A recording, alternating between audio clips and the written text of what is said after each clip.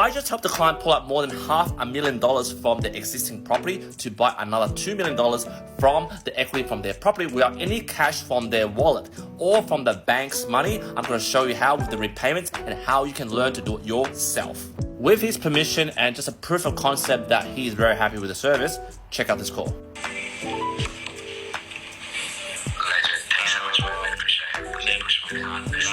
It's all good, bro. Okay, bro. Alright, enjoy working day. Enjoy, man. Okay, bye-bye.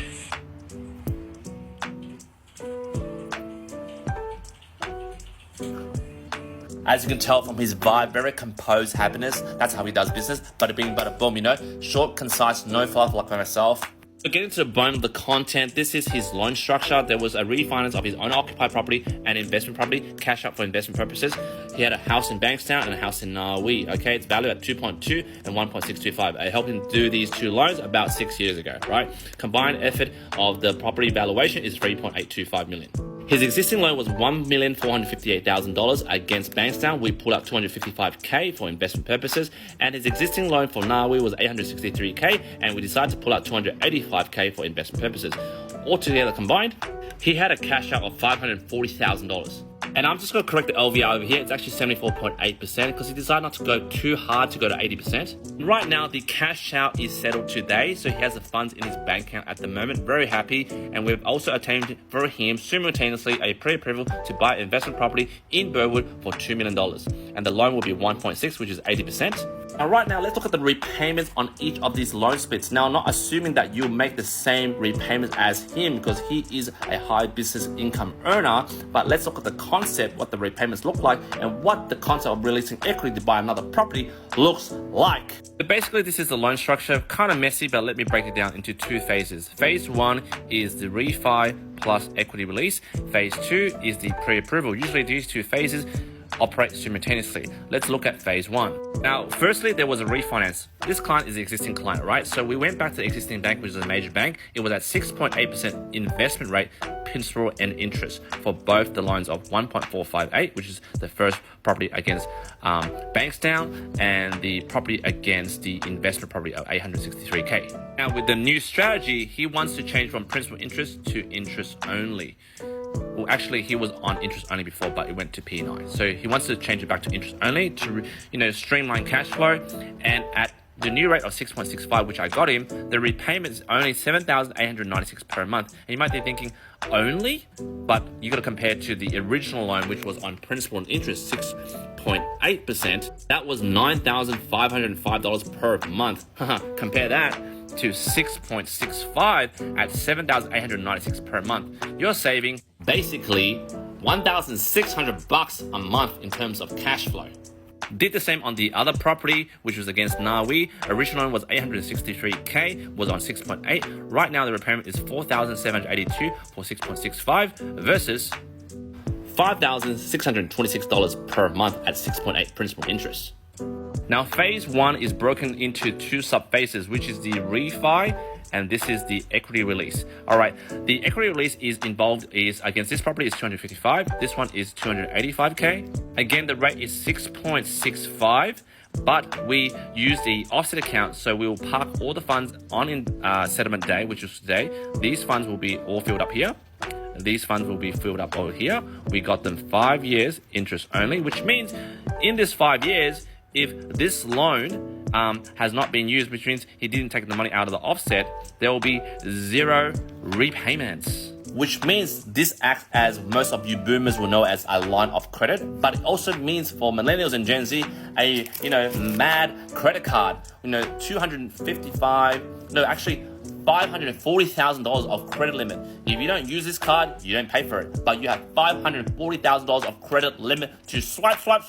And then we move on to phase two, which is over here, which is the AIP, the approval in principle, which is basically subject to valuation. They've checked all the income, all everything. It's just subject to the valuation of the property. I got this person $1.6 million property loan against a $2 million property, which is at 80%.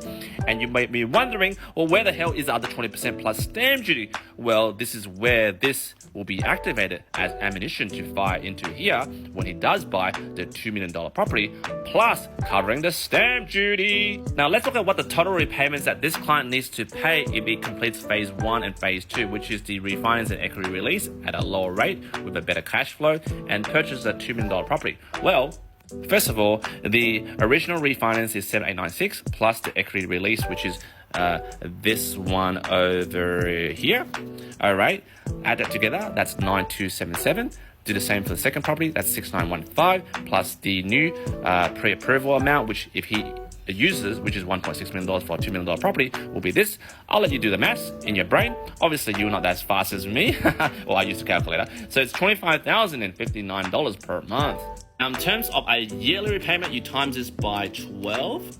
It works out to be $300,000 of interest paid per year. Now, you might be thinking this is a lot of money. Of course, this is a lot of money if you apply it to your circumstances, but this guy owns a tech business. He pays a lot of tax to the bloody ATO, the bloody government that we all hate. So how does he artificially produce a loss against his property, which is termed as negative gearing? Now, think about it. 300K of interest, which can be deducted against his total taxable income. The total rent that's coming into his property is around 175K for 1, 2, and 3. And plus he has other properties that he has, about 3 or 4 more, which I haven't included in this mix. But just to keep things simple, 3 properties, investment properties, 175K coming into his wallet. But he's making a loss of 300K.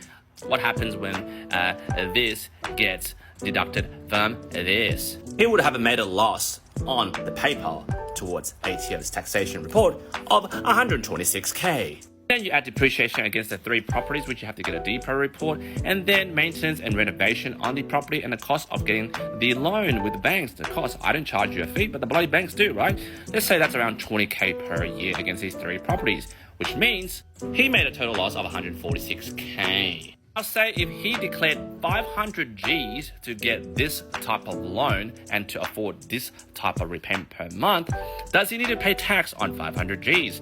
No, not tax advice, because he would be telling his accountant, please deduct this against my total gross taxable income over here. I'll be paying on this, and you do your own bloody maths on what that equals to. Now, if you watched thus far, kudos to you, because you really are a person that wants to get out of the rat race, the matrix.